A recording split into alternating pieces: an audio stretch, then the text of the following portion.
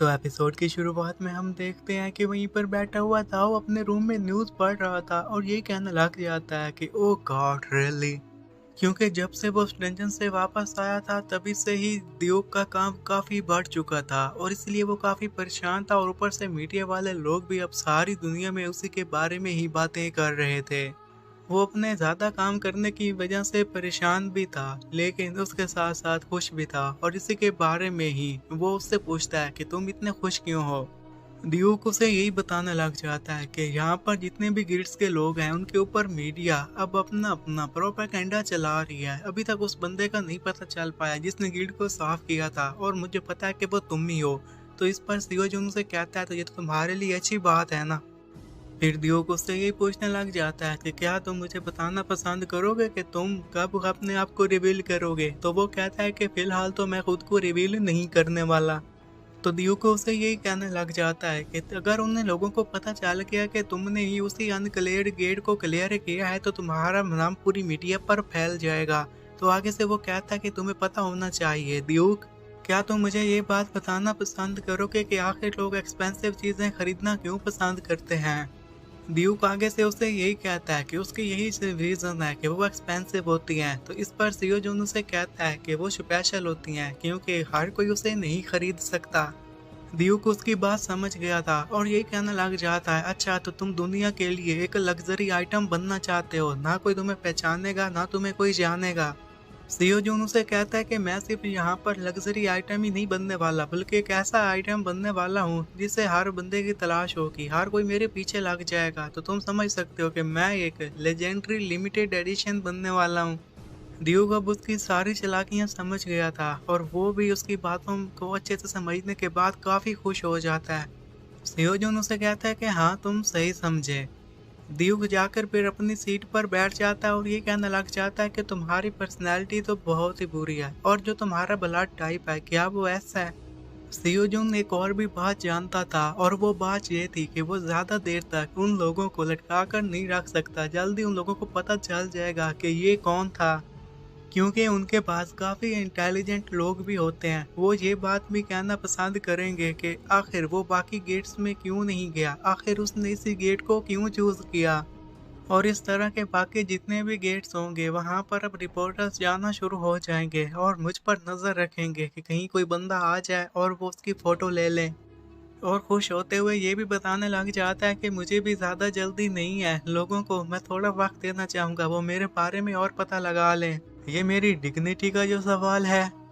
CO जून उसकी बात सुनने के साथ उसे ये कहने लग जाता है कि तुम्हें कब से अपनी डिग्निटी की पड़ी गई। तो इस पर आगे से हंसते हुए ये कहने लग जाता है कि क्या।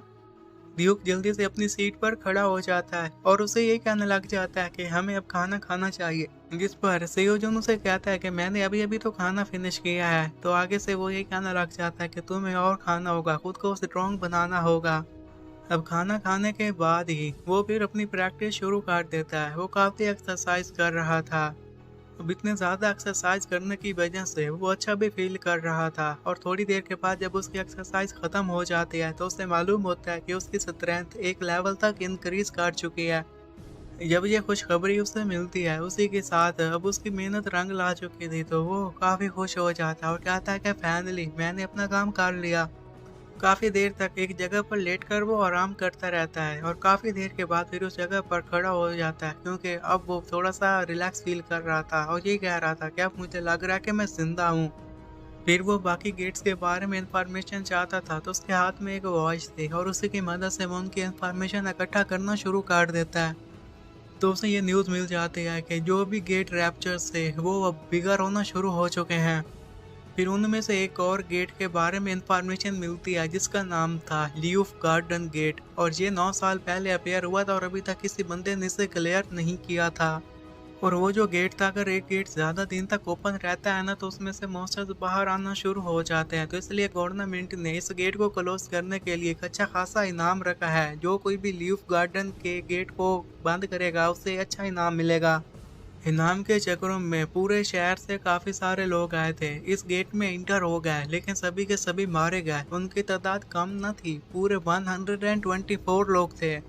इसलिए अब उनके पास और कोई चांस नहीं था। यहाँ पर लोग तो वो अंदर जाने से घबरा रहे थे, इसलिए उन लोगों ने बाहर के कंट्रीज से राब्ता करने शुरू कर दिए ताकि उनकी मदद ले सकें।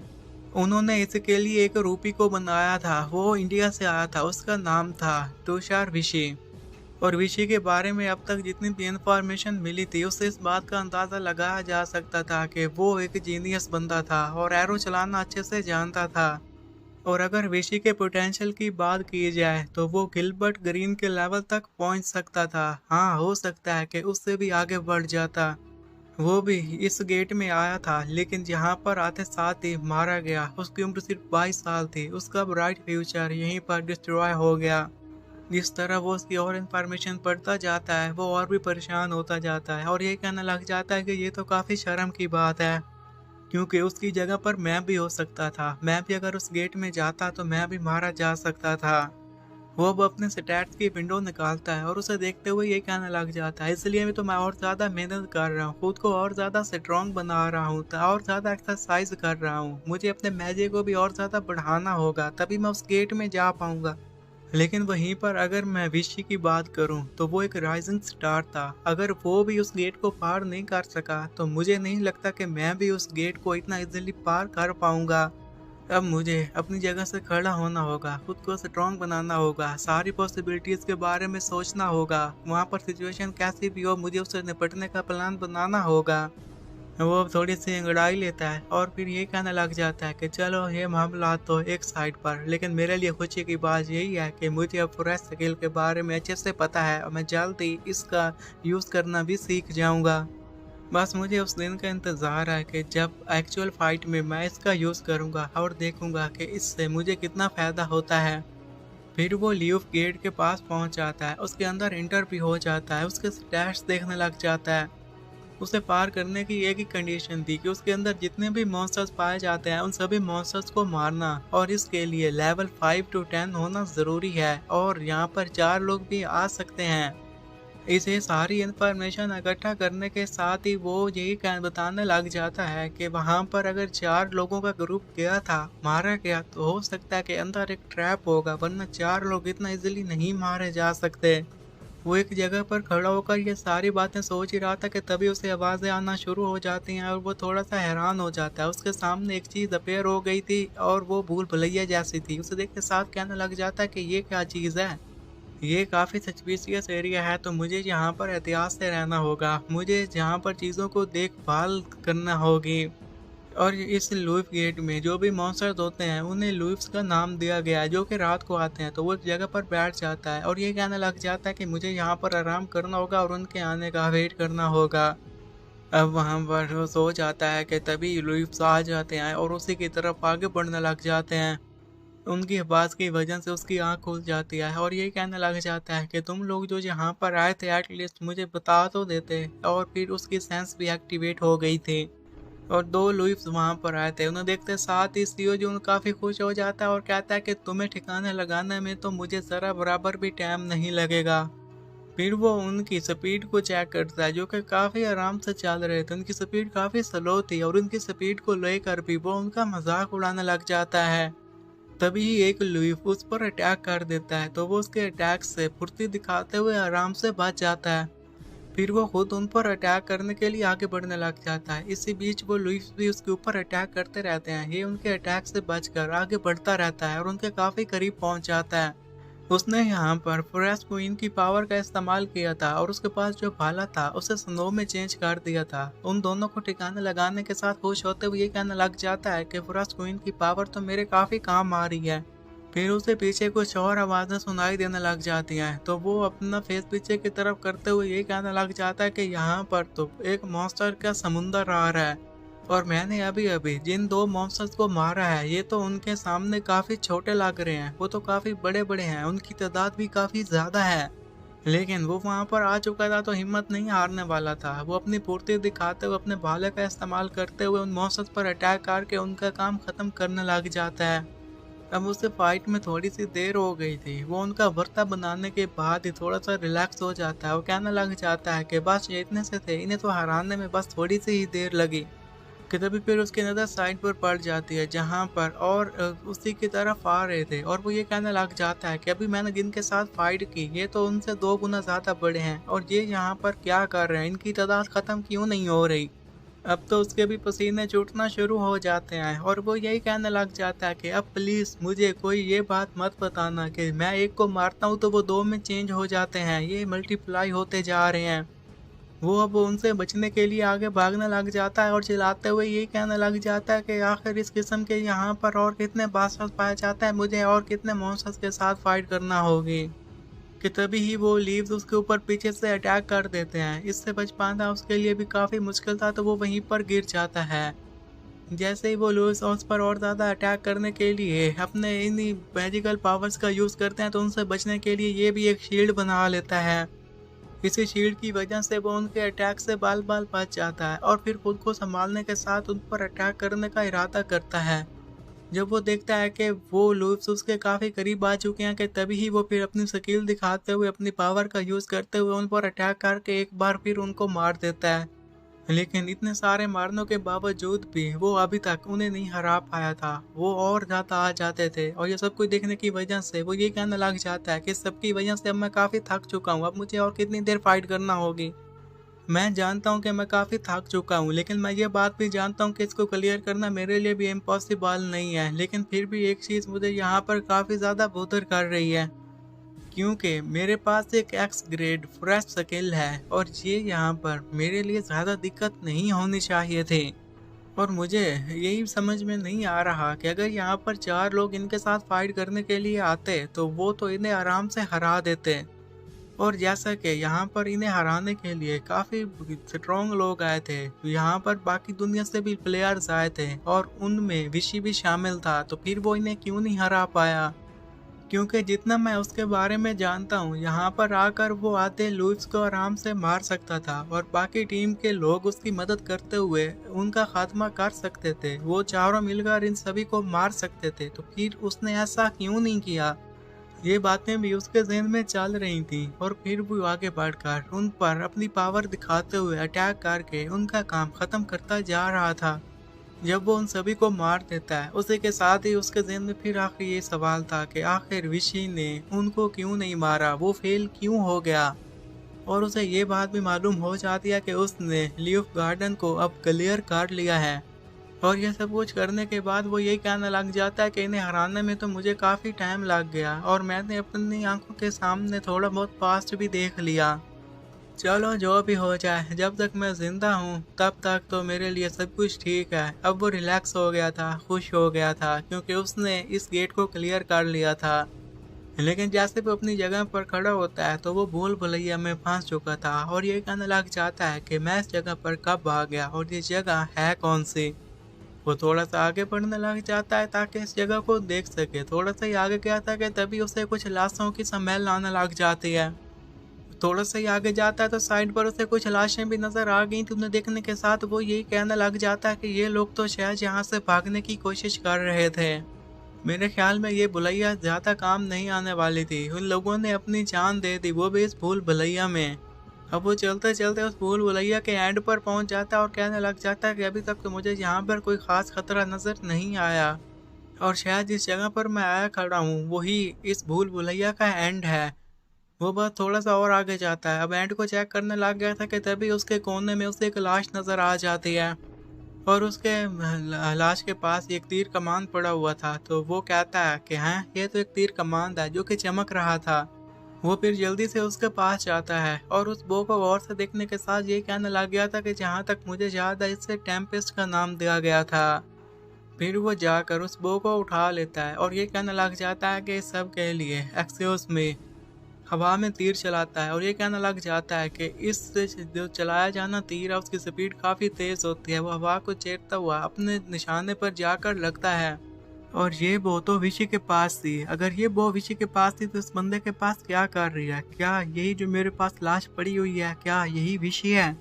फिर वो उसकी लाश को गौर से देखने लग जाता है कि तभी उसके हैंड के नीचे पड़ी हुई एक नोटबुक पर नज़र पड़ जाती है और कहने लग जाता है कि क्या वो एक नोटबुक है।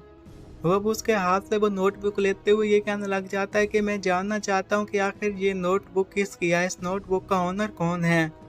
उसका पहला पेज देखता है जिसके ऊपर लिखा हुआ था कि अप्रैल 7 2044 12:40 और विशी यही बता रहा था कि यही वो दिन था जब कोरिया की तरफ से मुझे ऑर्डर मिला था कि मैं जाकर लीव कोड को क्लियर करूं और उस वक्त मैं काफ़ी एक्साइटेड था जाकर इससे अपने बॉस से भी बात करता है और आगे से वो भी उसे ये बताने लग जाता है कि तुम्हें भी इसके बारे में अच्छे से सोचना होगा। इसे पार करना इतना भी आसान नहीं होने वाला जितना तुम समझ रहे हो। इसे पार करने में काफ़ी सारे लोगों की जानें जा चुकी हैं।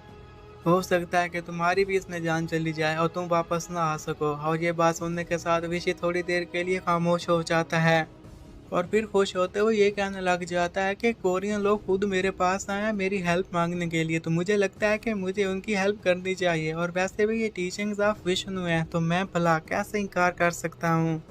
और मन ही मन में यही कहने लग जाता है कि अगर मैं अपने लेवल की बात करूं तो मैं लेवल 10 का बंदा बन चुका हूं। मेरे लिए लीफ गेट गार्डन में जाना कोई भी दिक्कत भरा काम नहीं होने वाला, मैं उसे आराम से बंद कर दूंगा। वो फिर एक लड़की के पास जाता है, वो भी उसके साथ ही उसी लीफ गेट में जाने के लिए तैयार थी और वो उससे एक बार फिर कंफर्म करता है, जिस पर वो खुश होते हुए विशी को यही बताने लग जाती है कि हाँ मैं भी तुम्हारे साथ ही जाऊंगी, मुझे तुम पर पूरा भरोसा है और तुम जहाँ कहीं भी जाओगे मैं पीछे पीछे तुम्हारे वहाँ पर भी आ जाऊंगी। और अगर तुम वहाँ पर अकेले जाने का सोच रहे थे तो फिर भी मेरी बात याद रखो, मैं चुपके छुपाते वहाँ पर तुम्हारे पीछे पीछे आ जाती और तुमने मुझसे पूछा, इसके लिए तुम्हारा बहुत बहुत शुक्रिया। और सिर्फ इतना ही नहीं बल्कि ऊपर से मेरी एक और भी जिम्मेदारी है और वो जिम्मेदारी यही है कि मुझे तुम्हें प्रोटेक्ट करना होगा। इस पर विशी हैरान होते हुए कहने लग जाता है कि क्या तुम मुझे प्रोटेक्ट करोगी। फिर वो थोड़ा सा शर्मा जाता है और जाया को यही कहने लग जाता है कि तुम्हारा बहुत बहुत शुक्रिया जाया कि तुम भी मेरे साथ चल रही हो। जाया उसे ये कहने लग जाती है कि तुम्हें उधर भी तो अच्छे से पता है कि यहाँ पर तुम्हें कोई भी सपोर्ट नहीं करता जितना मैं सपोर्ट करती हूँ, तो इसलिए कोई भी बात हो तो मुझसे आकर कह दिया करो, मैं तुम्हारी हेल्प करने के लिए रेडी रहती हूँ। मैं वो करूँगी जो तुम्हें चाहिए होगा क्योंकि मैं तुम्हारी पार्टनर जो हूँ। विशी उसे कहता है कि हाँ ये बात तो तुमने बिल्कुल सही कही है। उन दोनों के इस अंदाजे से इस बात का अंदाज़ा लगाया जा सकता था कि वो दोनों एक दूसरे से प्यार करते थे और वो दोनों ही यही मिलकर डिसाइड करते हैं कि वो दोनों मिलकर उस गेट को क्लियर करेंगे, चाहे इसके लिए उन्हें कुछ भी क्यों ना करना पड़ जाए। तभी हम एक और बंदे को देखते हैं, उसके साथ एक छोटी बच्ची भागते हुए आती है और अब वो भी काफ़ी खुश था क्योंकि वो उसी की बेटी थी। वो छोटी बच्ची फिर अपने डैड से यही पूछती है कि डैड आप कहाँ जा रहे हैं, तो आगे से डैड उसे कहते हैं कि मुझे काम के सिलसिले में जाना होगा और मैं जल्दी वापस आ जाऊंगा और जो कुछ भी तुम्हें ग्रैंड माँ कहेंगी तुम्हें उसे पूरा करना होगा। ग्रैंड माँ की बात अच्छे से सुनना और कोई शरारत ना करना। तो वो छोटी बच्ची अपने डैड को ये कहने लग जाती है कि डैड जैसा आप कहें, लेकिन मुझसे आप एक प्रॉमिस करें कि जब आप वापस आएंगे तो आप मुझे एनिमल्स दिखाने के लिए ले जाएंगे। उसके डैड अब थोड़े से सैड हो गए थे और ये कहने लग जाते हैं कि हाँ मेरी बच्ची ग्रैंड माँ की बात सुनना और वो जो तुम्हें खाने के लिए दें उसे मिस ना करना। वो दोनों एक दूसरे के साथ काफ़ी खुश थे और विशी एक साइड पर छुप कर ये सब कुछ देख रहा था, लेकिन वो नहीं चाहता था कि उन दोनों के बीच में आ जाए तो चुप करके खड़ा रहता है। फिर वही बंदा अब विशी के पास आ गया था और उसे ये कहने लग जाता है कि हमारे जाने का वक्त हुआ चाहता है, तो आगे से वो भी ये कहने लग जाता है कि मुझे माफ़ कर देना, मुझे नहीं लगा था कि तुम्हारे ऊपर इतनी जिम्मेदारी होती है। तो विशी का दोस्त उसे यही बताने लग जाता है कि तुम्हें तो पता है कि ये मेरा एक लॉन्ग बिजनेस ट्रिप होने वाला है, पहला ऐसी बार हुआ है और ऊपर से चलो मेरी मॉम यहाँ पर है तो वो मेरी बेटी का ख्याल रख लेंगी और ऊपर से तुम तो अच्छे से जानते ही हो कि अगर तुम्हें मेरी हेल्प की ज़रूरत पड़ेगी तो मैं तुम्हारी हेल्प करने के लिए तैयार हूँ, तो ठीक है मैं तुम्हारी हेल्प करूँगा। विशी ये बात सुनने के साथ खुश हो जाता है, उसे ये कहने लग जाता है कि तुम्हारा बहुत बहुत शुक्रिया कि तुम मुझसे से पर इतना ज़्यादा भरोसा करते हो। वो दोनों वहाँ से चल देते हैं और रास्ते में उसका दोस्त यही बताने लग जाता है कि अगर मैं तुम्हारे साथ जा रहा हूँ तो मुझे एक अच्छा खासा इनाम मिलना चाहिए, ये मेरे लिए नहीं बल्कि मेरे बच्चे के लिए ज़रूरी है। तो विशी कहता है कि हाँ हाँ ज़रूर। और यहाँ से हमारा सीन शिफ्ट होता है और हम न्यू दिल्ली के इंदिरा गांधी इंटरनेशनल एयरपोर्ट को देखते हैं। वहाँ पर एयरपोर्ट पर ऑलरेडी जाया और राम खड़े हुए थे। तो जैसे ही विशी वहाँ पर पहुँचा था तो वो राम के साथ हाथ मिलाते हुए कहने लग जाता है कि यहाँ पर आने के लिए शुक्रिया। तो इस पर वो आगे से ये कहने लग जाता है कि जाया ने मेरी हेल्प मांगी थी तो भला मैं उसकी हेल्प क्यों ना करता। और फिर विशी हमें यही बताने लग जाता है कि ये दिन था अप्रैल 2044, 4:12 और कल ही हमें उस गेट में इंटर होना था। उसकी तैयारियां कर रहे थे। उसने जो भी निशाना लगाया था वो बिल्कुल सटीक था। ये देखकर वो काफ़ी खुश हो जाता है और कहता है कि आज तो मैंने अच्छे से काम किया। और ये जो फीलिंग आ रही है ये काफ़ी अच्छी फीलिंग है। मुझे लगता है कि मैं उस गेट को क्लियर करने में कामयाब हो जाऊंगा। और अप्रैल 2044, 11:37 में हम लुइस गार्डन में इंटर हो गए। जैसे ही वो लोग उस गार्डन में एंटर हुए थे तो उसके इम्प्रेशन को देखकर वो काफ़ी हैरान हो जाते हैं। उन्होंने ऐसा गेट आज तक नहीं देखा था जो कि इतना ब्यूटीफुल हो। और विशी फिर मन मन में यही कहता है कि जो भी हो ये एक डंजन है तो ये हमें डिस्ट्रैक्ट नहीं कर सकता और हमें डिस्ट्रैक्ट होना भी नहीं है। और अपने साथियों को यही कहता है कि हमें अब इस एरिया का चक्कर लगाना होगा। और अप्रैल 2044 को रात को 8:33 पे वहाँ पर कुछ मॉन्स्टर्स आ जाते हैं। उनकी तादाद सिर्फ 8 थी और ये बात देखकर वो ये कहने लग जाते हैं कि ये तो बहुत ही कम लग रहे हैं। वो सभी मिलकर टीम की तरह काम करते हैं, उन्हें मारने लग जाते हैं। अभी उन्होंने 8 को मारा था और थोड़ी देर में ये 8, 16 और फिर ये 16, 32 में चेंज हो जाते हैं। इनकी तादाद बढ़ती जा रही थी। वो लोग एहतियात से फाइट कर रहे थे। उन्हें पता था कि इनके साथ निपटना उनके लिए भी इतना आसान नहीं होने वाला। फिर भी एक टीम की तरह काम करने की वजह से उनके लिए चीज़ें काफ़ी आसान हो रही थीं। और इसी दौरान विशी के दोस्त पर एक अटैक होता है। वो उस अटैक से नहीं बच पाता और इसकी वजह से जख्मी हो जाता है। दूर खड़ा हुआ विशी जब ये देखता है तो उसी के साथ वो काफ़ी हैरान हो गया था। अब उन लोगों को कुछ भी समझ में नहीं आ रहा था तो वही डिसाइड करते हैं क्यों ना हम लोग जाकर भूल भुलैया में छुप जाएं। और राम भी यही चलाते हुए कहने लग जाता है कि तुम्हें भी जल्दी से अंदर जाना होगा। जबकि विजय अभी तक उनका मुकाबला कर रहा था और उसके मन में यही बात चल रही थी कि जब भी हम उन्हें मारते हैं तो अगली बार उनकी तादाद डबल हो जाती है। क्या ये मारने की वजह से डबल हो रहे हैं? ये डंजन तो सच में काफ़ी क्रेजी है। फिर उसके पास और कोई चारा नहीं बचता तो वो भी जाकर उस भूल भुलैया में इंटर हो जाता है। और इसी भूल भुलैया में उसके दोस्त की मौत हो गई थी और उसके आखिरी अल्फाज यही थे कि विशी तुम मेरी बेटी का अच्छे से ख्याल रखना। और फिर अप्रैल 25, 2044, 5:29 पर वो उसे दफना देते हैं। और विशी हमें यही बताने लग जाता है कि हमारा एक टीम मेट ज़्यादा इंजर्ड होने की वजह से मारा गया। वो काफ़ी इमोशनल था। और फिर हम अप्रैल 25, 2044, 7:12 का सीन देखते हैं जहाँ पर सूरज डूब रहा था और वो बैठकर प्रे कर रहा था।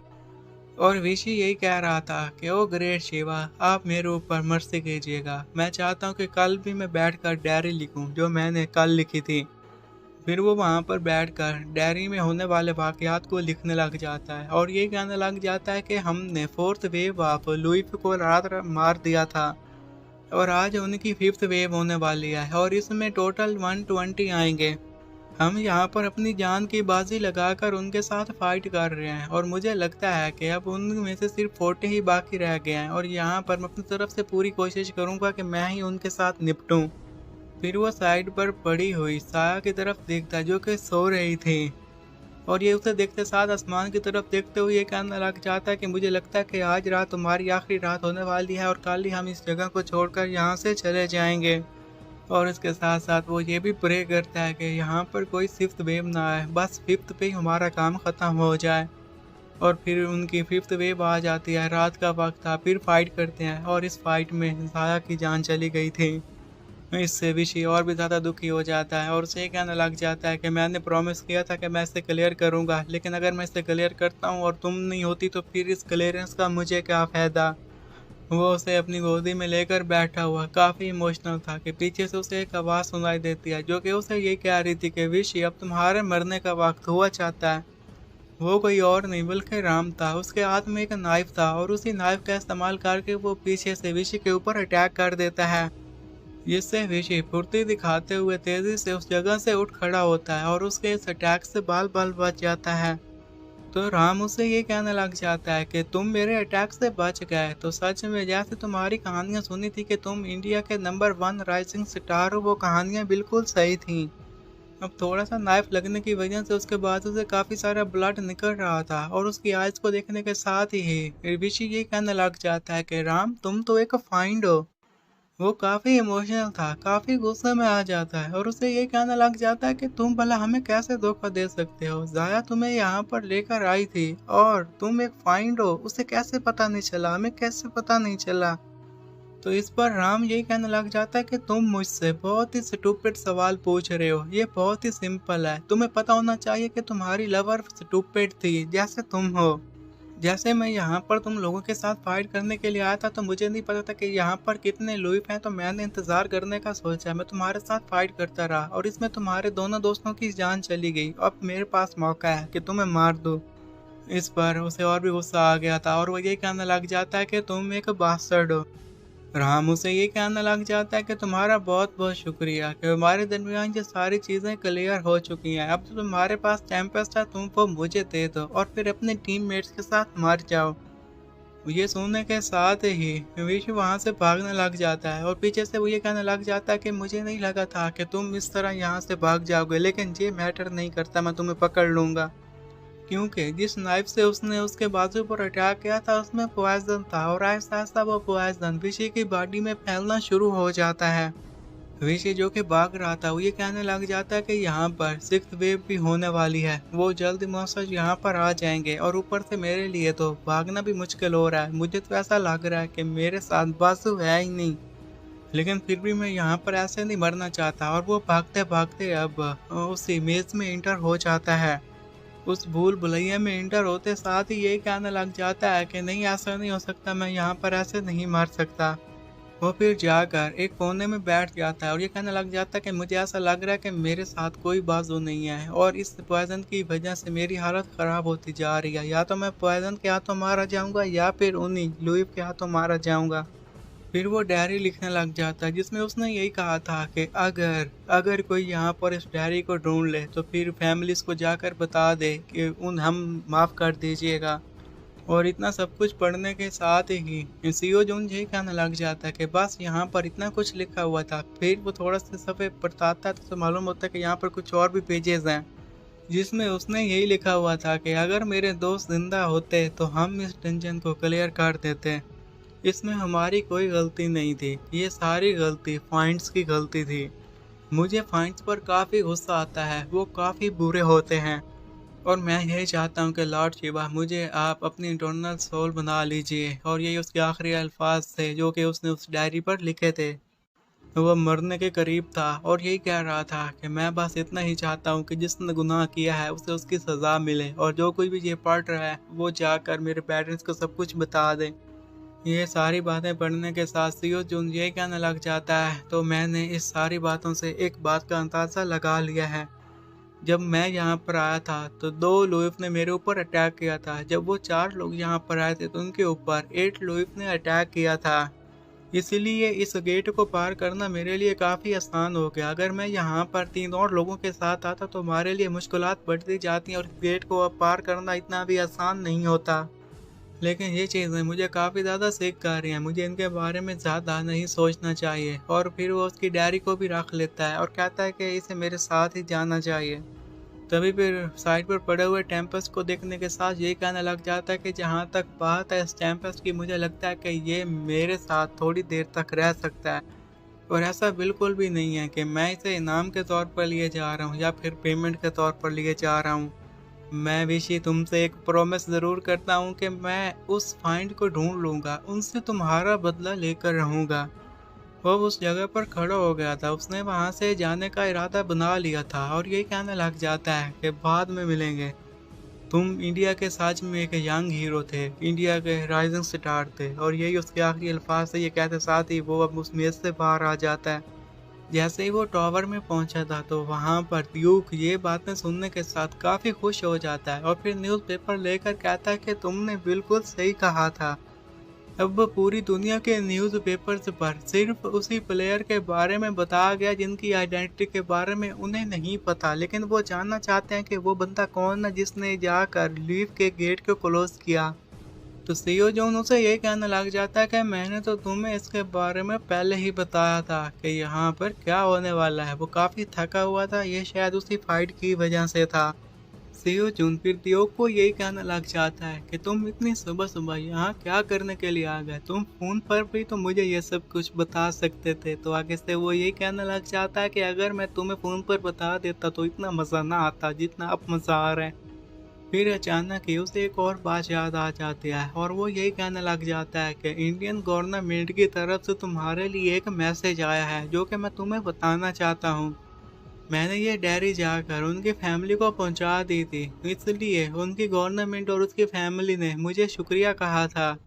मैंने जाकर उनकी फैमिली को जब ये बात बताई तो इससे वो काफ़ी दुखी हो गए थे और उसकी बेटी भी काफ़ी रो रही थी। ये सारी बातें सुनने के साथ सीओ जुनू से कहने लग जाता है, ओ सच में अगर ऐसा है तो फिर तो ये तो अच्छी बात हो गई। ड्यूक वहां से जाते हुए उसे ये कहना लग जाता है, तो ये बात अच्छी है तो तुम थोड़ा सा मुस्कुरा देते, तुम्हें इसके लिए खुश होना चाहिए था। तो इस पर सीओ जुन कहता है कि मैं सच में काफ़ी खुश हूँ। ड्यूक फिर न्यूज़पेपर टेबल पर रखते हुए उसे ये कहने लग जाता है कि ये काफ़ी शर्म की बात है। तो पीछे से वो बैठा हुआ उसे ये कहने लग जाता है कि तुम किसके बारे में बात कर रहे हो। तो ड्यूक उसे यही बताने लग जाता है कि मुझे टेम्पेस्ट को लेकर काफ़ी शर्म आ, तुम्हें पता होना चाहिए कि ये उनका नेशनल डिफेंस वेपन है, तो हम उसे यहाँ पर नहीं रख सकते क्योंकि वो हमारे पास है ही नहीं, वो तो उसी विषय की इन्वेंट्री में रह गया। जिस पर वहीं पर बैठा हुआ सीओ जुन अपनी इन्वेंट्री से उस टेम्पेस्ट को बाहर निकाल लेता है और ड्यूक को ये कहने लग जाता है कि ड्यूक मेरी तरफ देखो। ड्यूक ने जैसे ही उस टेम्पेस्ट को देखा था उसी के साथ ही काफी शॉक खड़ा हुआ था और जोर से चिल्लाते हुए ये कहने लग जाता है कि क्या तुम पागल हो चुके हो। और ये भी कहने लग जाता है कि ये टेम्पेस्ट तुम्हारे हाथों में क्या कर रहा है। उसकी आवाज इतनी गूंजदार थी कि सीओजन उसे कहने लग जाता है कि क्या तुम मेरे कानों के पर्दे फाड़ना चाहते हो। फिर ड्यूक अपना सार पकड़ लेता है और यही कहने लग जाता है कि तुम्हें इसे छुपाना नहीं चाहिए था, तुम्हें तो पता ही है ना कि ये इंडियन गवर्नमेंट से बिलोंग करता है तो हम इसे नहीं रख सकते। जबकि आगे से सीओ जोन कहने लग जाता है कि मैं तो सिर्फ इसे बोरो कर रहा हूँ।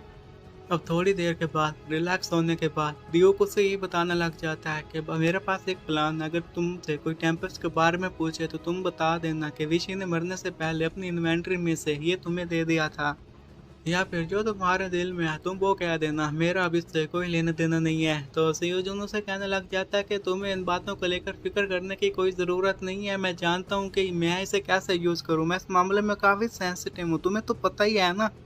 जबकि ड्यूक उसे ये कहने लग जाता है कि अगर हमने इस दुनिया के सामने पेश नहीं किया तो लोगों को कैसे पता चलेगा कि टेम्पेस्ट अभी तक मौजूद है। सीओजन कहता है कि ऐसा कुछ भी नहीं जैसा तुम समझ रहे हो ड्यूक, मेरे पास एक प्लान है और इसकी मदद से इसका इस्तेमाल करके मैं फाइंड को तलाश कर सकता हूँ। ड्यूक हैरान होते हुए ये कहने लग जाता है कि जहाँ तक मुझे पता है वो फाइंड तो गेट में मारा गया था ना, क्या नहीं मारा गया था। तो राम के बारे में बात करते हुए सीओजन यही कहने लग जाता है कि मुझे नहीं लगता कि वो अकेला बंदा है जो कि इस टेम्पेस्ट के पीछे पड़ा हुआ है। और अगर वो उस बंदे की बात की जाए या बाकियों फाइंड्स की बात की जाए, उन्होंने ये आर्टिकल पढ़ लिया होगा तो मुझे लगता है कि वो इसके पीछे ज़रूर आएंगे। और अगर मैं राम की भी बात करूं, अगर उसे भी इसके बारे में पता चला तो वो स्टूपिड नहीं है कि इसकी पुष्टि किए बगैर ही यहाँ पर आ जाएगा। वो एक क्रेजी बंदा है, तुम्हें पता होना चाहिए, उसे इंसानों की जानों की कोई फिक्र नहीं होती, उसे आइटम्स चाहिए, वो उनकी ज़्यादा कदर करता है। और जब उसे पता चल गया कि वो मेरे पास है तो तुम्हें तो पता है ना उसका अगला काम क्या होगा, वो मेरे पीछे पीछे यहाँ पर आ जाएगा। ड्यूक अब उसकी बात अच्छे से समझ गया था और उसे कहता है कि हाँ तुमने सही कहा। फिर वहीं पर खड़े हुए ड्यूक को एक बात याद आ जाती है, वो अपनी वॉच को देखते हुए ये कहने लग जाता है कि मैं एक बंदे के बारे में जानता हूँ जिसके बारे में तुम्हें बताना चाहूँगा। उस बंदे का बताया गया था वो वांटेड था, उसे डेड या अलाइव की पोस्टर लगा दिया गया था और वो डीमन बो का साइनर था। उसे भी बो को कलेक्ट करना काफ़ी अच्छा लगता था। उसे देखते साथ ही सीओजन कहने लग जाता है कि बाकी फाइंड्स की बात करूं तो ये मुझे काफ़ी ज़्यादा सस्ती दिख रहा है और इसी कलेक्शन के चक्कर में वो पूरी दुनिया में फेमस हो चुका था और वांटेड बन चुका था। ड्यूक उसे ये बताने लग जाता है कि उसका जो लेवल है उसके मुताबिक तो वो लीफ गार्डन में खुद नहीं जा सकता था, मेरे ख्याल में उसने राम को इसके लिए हायर किया था। सीओजन भी उसे ये कहने लग जाता है कि तुम बिल्कुल सही कह रहे हो और अब वो अपने कुछ और पॉइंट्स के साथ मेरी तलाश करेगा, वो अनक्लियर्ड गेट्स के पास जाएगा, मेरे ऊपर नजर रखेगा, वो काफ़ी स्ट्रॉन्ग लोग होंगे ड्यूक उससे कहने लग जाता है, जब तुम्हें पता है कि खतरा इतना ज़्यादा होने वाला है तो तुम फिर वहाँ पर क्यों जाना चाहते हो। तो आगे से वो ये कहने लग जाता है कि मैं वहाँ पर जाऊँगा, तुम्हें पता होना चाहिए कि मैं इसकी प्रिपरेशन कर रहा हूँ, लेकिन मैं कोई भी प्रॉब्लम क्रिएट नहीं करूँगा। और वैसे भी तुम्हें क्या लगता है कि मैं उन लोगों की नज़रों में इतना आसानी से आ जाऊँगा? मैं उनके लिए एक आसान प्रे बनने वाला हूँ। और ये बात वो मुस्कुरा कर कह रहा था। ये बात सुनने के साथ यूको से कहने लग जाता है कि ये तो ज़ाहिर सी बात है कि तुम उनका आसानी से प्रे नहीं बनने वाले, लेकिन फिर भी आगे बढ़ता है, आपके कंधे पर हाथ रखता है और ये कहने लग जाता है कि मैं बस इतना ही कहना चाहूँगा कि तुम खुद को सेफ रखो, तुम्हारे लिए यही बेहतर होगा। सीओ जून उसे कहने लग जाता है कि आखिर तुम्हें क्या लगता है कि मैं हूँ कौन? तुम्हें पता होना चाहिए कि वन एंड ओनली सो जून हो हूँ। तुम्हें मेरे लिए परेशान होने की कोई ज़रूरत नहीं है। तुम जिस सीओ जून को जानते थे 25 साल पहले, अब वो मैं नहीं हूँ, मैं उससे काफ़ी चेंज हो चुका हूँ। ड्यूक की ये बातें सुनने के साथ उसे थोड़ा बहुत सा भरोसा हो जाता है। उसे ये कहने लग जाता है कि ठीक है, जैसा तुम कहो। और वेल, तुम ज़रा बराबर भी चेंज नहीं हुए, तुम वैसे के वैसे ही हो। तो आगे से वो भी उसे ये कहने लग जाता है कि तुमने सही कहा, मैं वही हूँ। कि तभी ही उसे हे कॉल आ जाती है और कॉल को सुनने के बाद ही वो सीओ उनको कहने लग जाता है कि एक इम्पोर्टेंट काम आ चुका है, तो मैं यहाँ पर ज़्यादा देर नहीं रुक सकता, मुझे माफ़ करना, मुझे अब जाना होगा। वो काफ़ी परेशान भी दिख रहा था, क्योंकि जब वो अपने बॉस से बात कर रहा था उससे ये कह रहा था कि तुम रिपोर्टर्स को वापस भेज दो। सीओ जन अब इसके बारे में उससे पूछता है कि यहाँ पर क्या चल रहा है, तो आगे से वो ये कहने लग जाता है कि यहाँ पर काफ़ी सारे रिपोर्टर्स इकट्ठा हो चुके हैं, तो मैं यही कह रहा हूँ कि उन्हें यहाँ से भेज दिया जाए। क्योंकि मेरे ख्याल में रिपोर्टर्स तक ये खबर पहुंच चुकी है कि जितने भी अनक्लियर गेट्स क्लियर हुए हैं वो तुमने ही किए हैं, और यहाँ पर वो रिपोर्टर्स तुम्हारा इंटरव्यू लेना चाहते हैं। सियोजून थोड़ी देर सोचने के बाद ही ड्यूक को ये कहने लग जाता है कि मैं नहीं चाहता कि वो रिपोर्टर यहाँ से चले जाए, तो तुम उन्हें कहीं ना भेजो। तो इस पर ड्यूक हैरान होते हुए उसे ये कहने लग जाता है कि आखिर ऐसा क्यों करना चाहते हो। सियोजून मुस्कुराते हुए ये कहने लग जाता है कि अगर अब हमारा मुकाबला फाइंड्स के साथ है तो हमें बैटलफील्ड को तो चूज करना ही होगा। मुझे ऐसा लगता है कि मुझे एक प्रेस कॉन्फ्रेंस में जाना चाहिए। और वो काफ़ी खुश दिखाई दे रहा था, शायद उसने कोई प्लान बना लिया था। तो फिर रिपोर्टर्स अब उसी के बारे में ये बता रहे थे कि ये जो यहाँ पर प्लेयर आने वाला है इसका नाम है सियो जून हो, और ये ने कार्स ऑफ डॉन को भी क्लियर किया था। और उसने जिस नेक्स्ट गेट को क्लियर किया था वो कोई और नहीं बल्कि लीफ गार्डन था। और इसी के बारे में लोग बातें में कहने लग जाते हैं कि अगर वो इतना ही स्ट्रॉन्ग है तो इससे तो वो बाकी के भी अनक्लियर गेट को क्लियर कर सकता है। और उसमें जो एबिलिटी है, वो जिस एबिलिटी से शाइन कर रहा है, जल्दी लोगों की नज़रों में आ जाएगा और उनसे ऊपर चला जाएगा। कि फिर सभी रिपोर्टर ये कहने लग जाते हैं कि हमें लगता है कि सीओ जन यहाँ पर आ रहा है। और वो सारे लोग अब फोटो बनाना शुरू हो जाते हैं, लेकिन थोड़ी ही देर बाद वो सारे लोग काफ़ी घबरा गए थे, क्योंकि सीओ जन वहाँ पर जिस हालत में आया था उसे देखकर ऐसा नहीं लगता था कि ये वही सीओ जन है जिसने अनक्लियर गेट को क्लियर किया था। उन लोगों को अब शक होने लग जाता है और ये कहने लग जाते हैं कि क्या यही वो प्लेयर है जिसकी हम बात कर रहे हैं, और ये प्रेस कॉन्फ्रेंस में ऐसे कैसे आ सकता है। अब उन रिपोर्टर्स की इस तरह शक्ल देखते साथ ही सियोजून मन ही मन में ये कहने लग जाता है कि इनकी शक्ल देखकर मुझे काफ़ी अच्छा लग रहा है, लेकिन जहाँ तक मुझे लगता है मुझे अपने कपड़े चेंज करके यहाँ पर आना चाहिए था। लेकिन जब वो स्पेक्टर था उस वक्त काफ़ी ड्रेसिंग किया करता था। अब ये सारी बातें उसके लिए काफ़ी अनोइंग होती जा रही हैं। और वहाँ पर डीओपी उसे ये कहने लग जाता है कि क्या तुम सिर्फ अपना मुंह धोकर वहाँ पर जाओगे, क्योंकि उसे नहीं लगता था कि इसे वहाँ पर ऐसे जाना चाहिए, क्योंकि वहाँ पर कोई भी सेंटर नहीं होने देगा।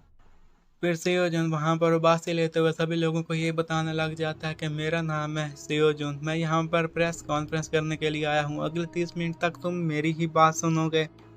तो वहाँ पर बैठे फिर रिपोर्टर्स उससे सवाल पूछने लग जाते हैं और ये कहने लग जाते हैं कि आप जिन जिन गेट्स में गए जो कि अनक्लियर थे, हमें उसके एक्सपीरियंस के बारे में बताइए और क्या रीज़न हो सकता है कि आपने उन्हीं गेट्स को चूज़ किया। तो सियोजून उन्हें ये कहने लग जाता है कि ठीक है, तो पहले कर्स ऑफ द डॉन से स्टार्ट करते हैं। और वहीं पर बैठे हुए रिपोर्टर यही कहने लग जाते हैं कि इसे देखकर ऐसा लग रहा है कि ये इस सिचुएशन को पहले भी झेल चुका है, ये काफ़ी एक्सपीरियंस्ड बंदा दिखाई दे रहा है। फिर एक रिपोर्टर उससे ये सवाल पूछने लग जाता है कि मेरे पास आपके लिए एक और सवाल है, और वो सवाल ये है कि अगला गेट कौन सा होने वाला है जिसमें आप जाएंगे। तो इस पर आगे से सीओ जो यही बताने लग जाता है कि मैं जिस गेट में जाना चाहता हूँ उस गेट में नहीं जा पाऊँगा, क्योंकि मेरा लेवल अभी काफ़ी कम है, तो मुझे इसके बारे में और सोचना होगा। और मैं जिस गेट में जाना चाहता हूँ वो है ईस्टर्न सी गेट। ईस्टर्न सी गेट शायद काफ़ी फेमस गेट था। इस गेट के बारे में सुनने के साथ ही सभी कैमरामैन उसकी फिर फोटोज बनाना शुरू हो जाते हैं और सभी रिपोर्टर्स काफ़ी शॉक्ड बैठे हुए थे। वो उससे एक बार फिर पूछते हैं और ये कहने लग जाते हैं कि जो हम सुन रहे हैं क्या वो सही है? क्या आप उसी ईस्ट सी गेट की बात कर रहे हैं? और आपको तो पता ही है कि वो कोरिया का आखिरी अनक्लियर्ड गेट है। अगर आप उस गेट को भी क्लियर कर देते हैं तो आप ऐसे व्यक्ति बन जाएंगे जिसने 3 अनक्लियर्ड गेट्स को क्लियर किया हो। सियोजून ये बातें गौर से सुनता है और फिर मुस्कुराते हुए सभी लोगों को ये कहने लग जाता है कि हाँ, आप लोगों ने बिल्कुल सही कहा। और एक रिपोर्टर फिर उससे यही पूछने लग जाती है कि जहाँ तक हमारे पास न्यूज़ है वहाँ पर एक बॉस मॉन्स्टर रहता है, क्या तुम उसके साथ फाइट करने के लिए तैयार हो? तुम उसके बारे में क्या कहना चाहोगे? और दूसरा रिपोर्टर उससे ये पूछने लग जाता है कि एसोसिएशन की बात करें तो उन्होंने भी उस गेट को ए रैंक 1 गेट देने का डिसाइड कर लिया है, तो तुम्हें लगता है कि ये कुछ ज़्यादा हो रहा है? सेयोजून मन ही मन में यही कहने लग जाता है कि उस गेट का नाम सुनते ही सभी लोग काफ़ी बुखला गए हैं। ये शायद सब कुछ उस वजह से हो रहा है क्योंकि वहाँ पर जो बॉस मॉन्स्टर रहता है वो कोई छोटा मोटा मॉन्स्टर नहीं है। और हमें फिर बॉस मॉन्स्टर्स के बारे में बताते हुए ये कहने लग जाता है कि बाकी मॉन्स्टर्स की निस्बत वो काफ़ी अलग होते हैं, ये काफ़ी पावरफुल होते हैं, इनके साथ फाइट करना इतना आसान नहीं होता। और इवन इनमें से कुछ मॉन्स्टर्स तो बाकी मॉन्स्टर्स को अपने अंडर काम पर रखते हैं और ये वहाँ पर किंग की तरह बिहेव करते हैं। लेकिन जहाँ तक मेरी बात है तो मुस्कुराते हुए अपने सारे रिपोर्टर्स को यही बताने लग जाता है कि मैं अगर उस बॉस के साथ फाइट करूँगा तो मैं बॉस मॉन्स्टर को हरा दूंगा। तो उसकी ये न्यूज़ अब दूर दूर तक फैल जाती है। तभी हम एक और बंदे को देखते हैं जो कि यही न्यूज़ रीड कर रहा था और ये कहने लग जाता है कि मीडिया वाले तो उस लड़के को काफ़ी उछाल रहे हैं। तो उस बंदे का असिस्टेंट यही बताने लग जाता है कि असल में अनक्लियर्ड गेट्स की वैल्यू काफ़ी ज़्यादा होती है, तो इसलिए मीडिया उस पर काफ़ी फोकस कर रहा है। तो अब उसका बॉस यही बताने लग जाता है कि ये काफ़ी अरसे के बाद फर्स्ट फ्लोर से इतनी इंटरेस्टिंग न्यूज़ आ रही है। तो उसका असिस्टेंट कहता है कि अगर आप इंटरेस्टेड हो तो क्या आप चाहेंगे कि मैं जाकर उस लड़के से मिलूं? तो उसका बॉस हंसते हुए यही कहने लग जाता है कि नहीं, मैं इसमें इंटरेस्ट नहीं ले रहा। अभी तक तो मैंने इसके बारे में दूर दूर तक नहीं सोचा कि मैं उससे मिलूंगा। और हमें ये बताने लग जाता है कि अगर कोई बंदा एक्स्ट्राऑर्डिनरी पहली बार करे तो लोग उसे फेट कहते हैं, अगर वही बंदा 2 बार ऐसा काम करे तो उसे स्किल कहा जाता है। और मेरे ख्याल में अब हमें इंतज़ार करना होगा कि वो तीसरे अनक्लियर गेट को कैसे क्लियर करता है, उसी के बाद ही हम इसके बारे में सोचेंगे। तुम्हें तो पता ही है कि काफ़ी सारे लोग इस तरह के नाम लेकर आ चुके हैं लेकिन वो थर्ड गेट में फंस गए थे।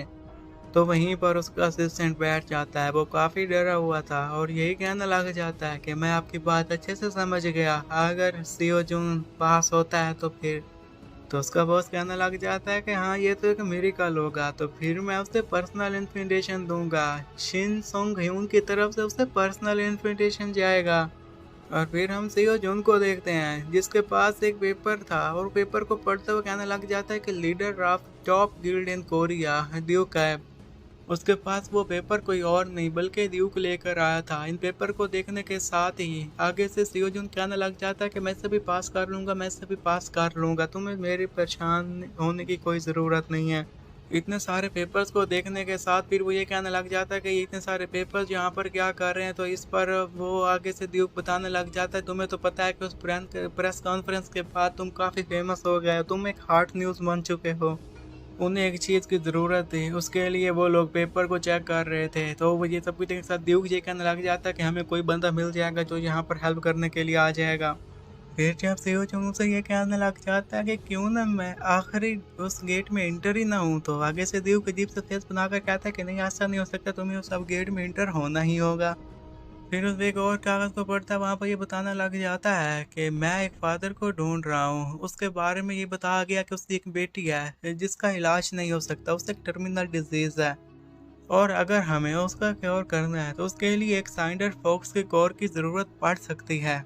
साइंडर फॉक्स का नाम सुनते ही सियो जून यही कहने लग जाता है कि ये ऐसा नाम है जिसे सुनने में मुझे काफ़ी अरसा हो चुका है। तो व्यूको से कहने लग जाता है कि जब पिछली लाइफ में नए नए थे उस वक्त तुमने साइंडर फॉक्स के साथ मुकाबला किया था। तो सियो जून कहता है कि हाँ, और उस वक्त मैं तकरीबन मरने वाला था। तो ड्यूक उसे ये कहने लग जाता है कि अब उस फॉक्स को ढूंढना काफ़ी आसान होता है और वो नेशनल लेवल का हेवनली फॉक्स गेट है। और उसी के बारे में जब ये सारी बातें हैं सियो जून सुनता है तो हैरान होता कहता है कि क्या। और वो उसे उसी गेट के बारे में बता रहा था। उसका नाम था बर्निंग ड्यून्स और इसमें लेवल 5 से लेवल 15 तक के लोग आराम से जा सकते थे। और ये सारी इन्फॉर्मेशन वहाँ पर सियो जून बैठकर पढ़ने लग जाता है। और इसी गेट के बारे में ड्यूक ये बताने लग जाता है कि ये यहाँ पर 3 महीने पहले अपेयर हुआ था, तो इसलिए अभी तक इसे अनक्लियर करार नहीं दिया गया। इसमें जो मॉन्स्टर रहता है उसे हराने के लिए 7 टीम्स जा चुकी हैं, लेकिन अभी तक कोई भी टीम वापस नहीं आई। और ये सब कुछ देखने के साथ सियो जून यही कहने लग जाता है कि इस गेट में जाने के लिए रिक्वायर्ड लेवल काफ़ी ज़्यादा है। जब मैं पिछली बार ऐसे गेट्स में जाता था तो उस वक्त इतने लेवल का होना ज़रूरी नहीं होता था। मुझे लगता है कि चीज़ें काफ़ी मुश्किल हो गई हैं। तो ड्यूक फिर यही बताने लग जाता है कि चीज़ें भी काफ़ी मुश्किल हो गई हैं, लेकिन अब प्लेयर भी काफ़ी टैलेंटेड आ चुके हैं। तुम्हें नहीं पता कि यहाँ पर कितने टैलेंटेड प्लेयर पाए जाते हैं। उसकी बातें सुनने के साथ सियो जून कहने लग जाता है, ओह अच्छा, तो ऐसी बात है। जब से मैं यहाँ पर वापस आया हूँ किसी एक भी प्लेयर के बारे में मैंने नहीं सुना, लेकिन तुम कह रहे हो तो मैं तुम पर यकीन करता हूँ। फिर वो एक और पेपर को उठाता हुए कहने लग जाता है कि सबसे पहले तो मैं अपने हो बाई स्किल को यूज़ करने के बारे में सीखूंगा, इसलिए मैं इस जगह पर जाना पसंद करूंगा।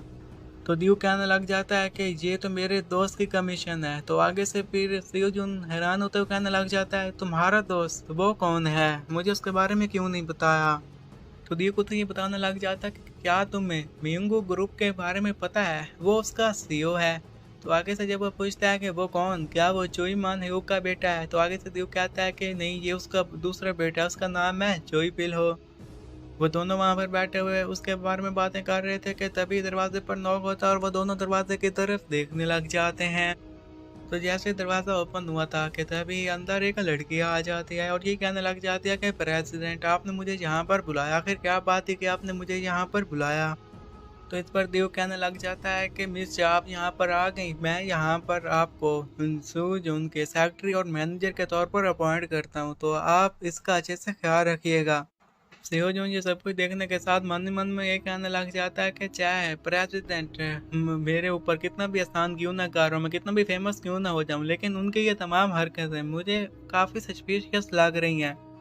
चाप आगे बढ़कर सियो के साथ हाथ मिलाते हुए ये कहने लग जाती है कि मेरा नाम है चा सियोन और आप मेरा ख्याल रखिएगा। तो इस पर सियो जून भी कहता है कि बिल्कुल सेम ही।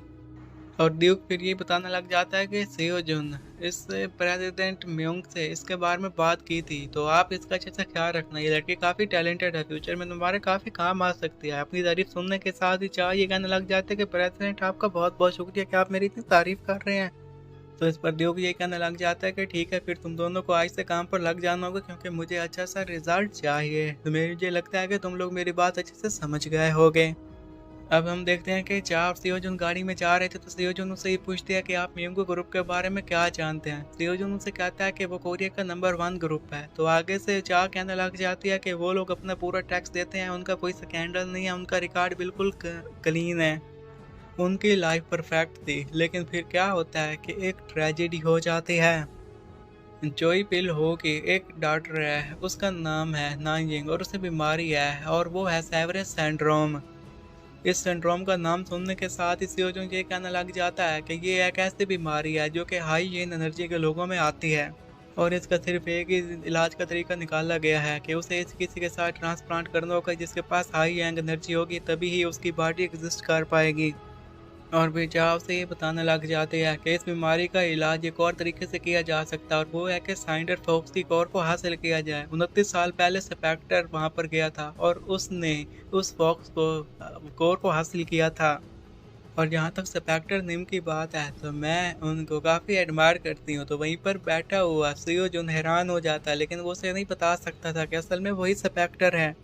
अपनी तारीफ सुनने के साथ वो थोड़ा सा शर्मा भी जाता है। तो चाव से पूछता है कि तुम्हें क्या हुआ, तुम क्यों शर्मा गए। तो वो कहता है कि नहीं नहीं, तुम्हारी स्टोरी मुझे काफ़ी टचिंग लग रही थी, इसलिए मेरी ये हालत हो गई। फिर वो घर में के करीब पहुंच गया तो उस घर को देखते साथ ये कहने लग जाता है कि ये तो वैसे का वैसे ही है जैसे मैंने पहले देखा था।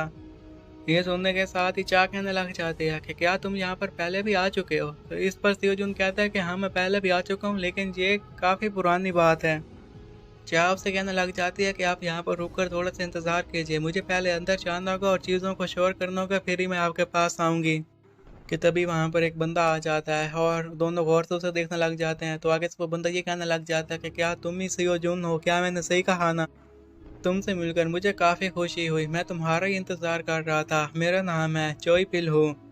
और वहाँ पर खड़ी हुई चाह ये सब कुछ देखने के साथ काफ़ी हैरान हो जाती है, क्योंकि उसे यकीन नहीं था कि चोई पिल खुद यहाँ पर आएंगे। और वहीं पर खड़ा हुआ फिर सियो जुन यही कहने लग जाता है कि मेरा नाम है सियो जुन और आपसे मिलकर मुझे काफ़ी खुशी हुई।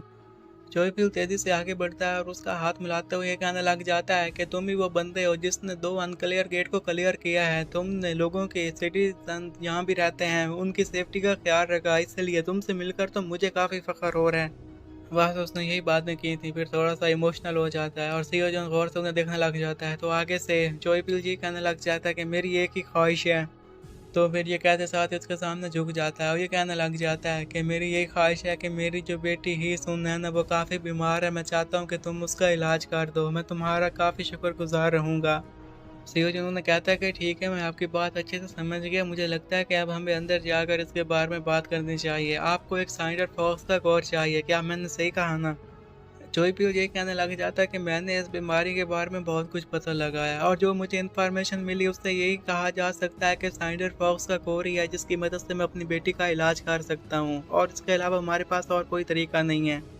फिर वह मुस्कुराते हुए उसे ये कहने लग जाता है कि मैं अब सीधा पॉइंट पर आता हूँ। अगर तुम वो साइंडर फॉक्स को मेरे पास लेकर आओगे तो उसके बदले में मैं तुम्हें 15 बिलियन वॉन देने के लिए तैयार हूँ, वो भी तुम्हारी कमीशन फी।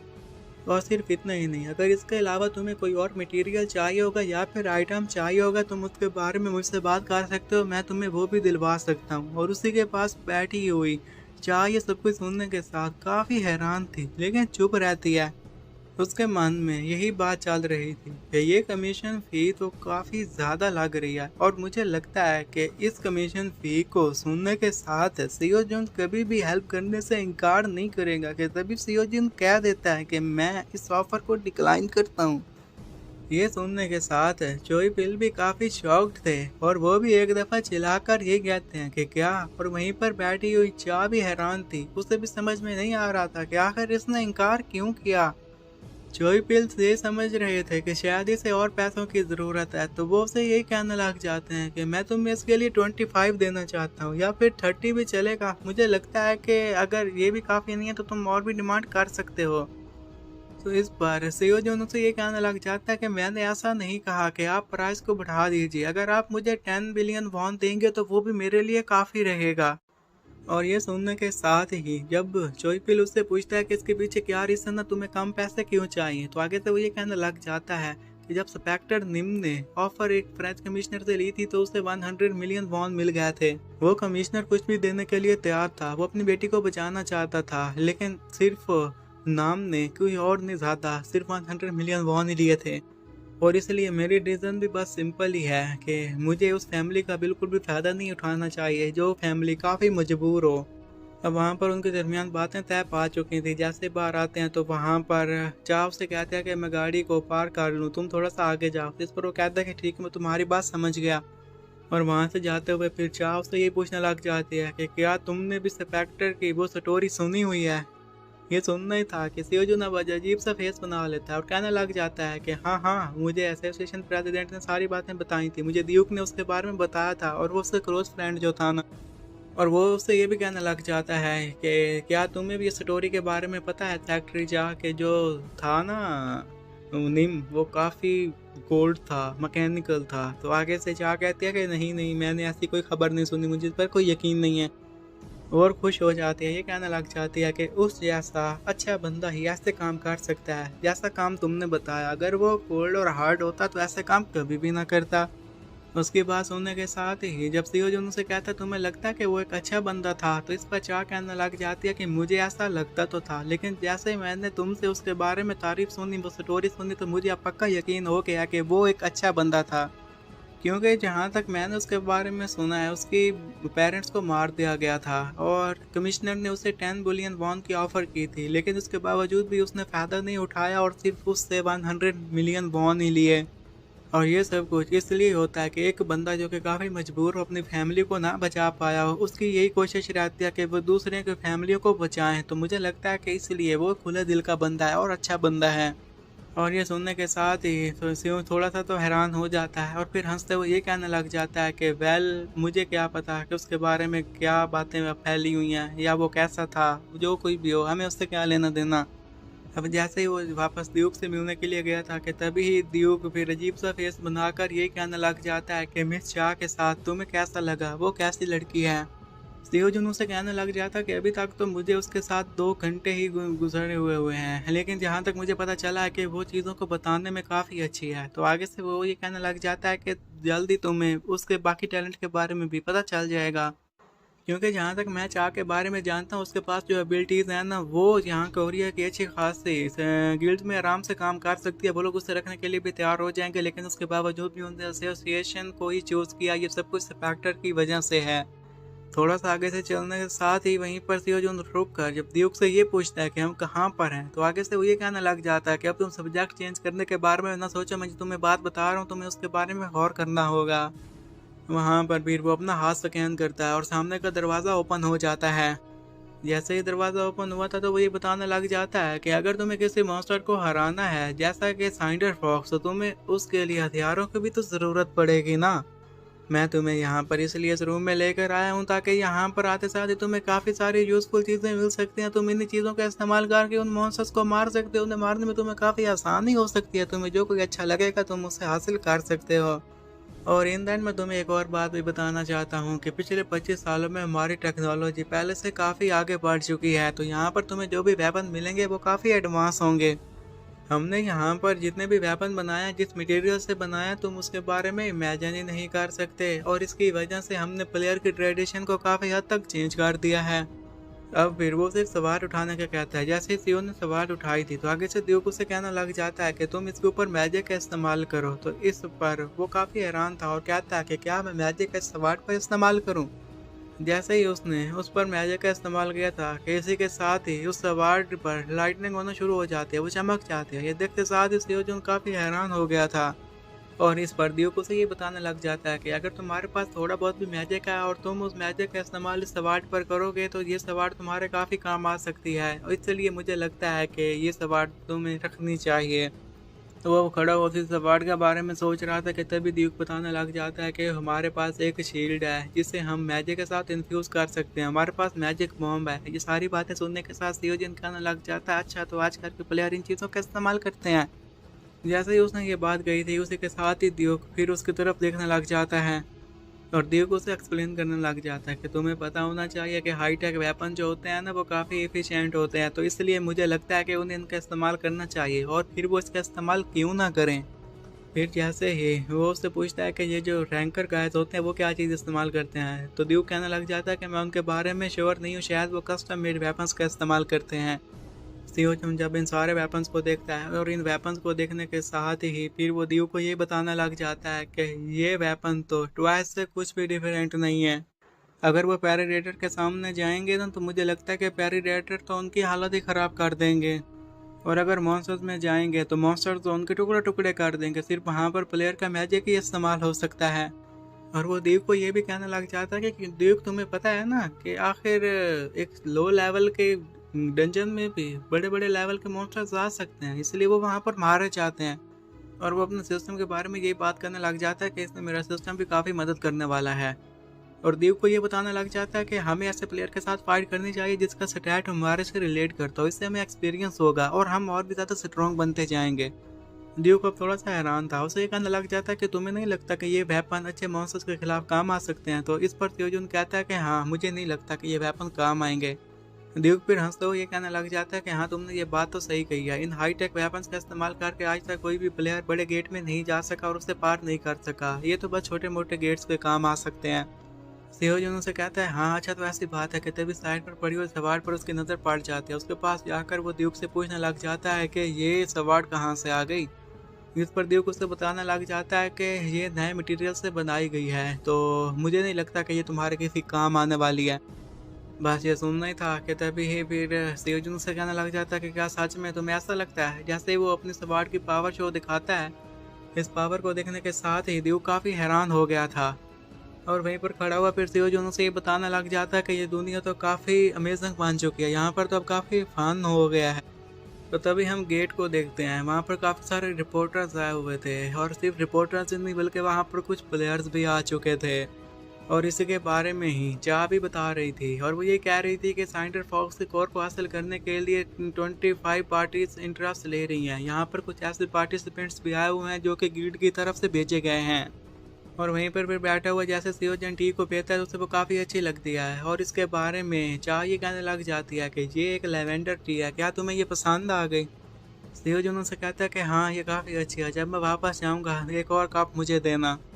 और हाँ, एक और बात, तुम्हें कल से जल्दी जागना होगा। तो इस पर चाह हैरान होते हुए कहती है कि क्या जल्दी जाग जाऊँ?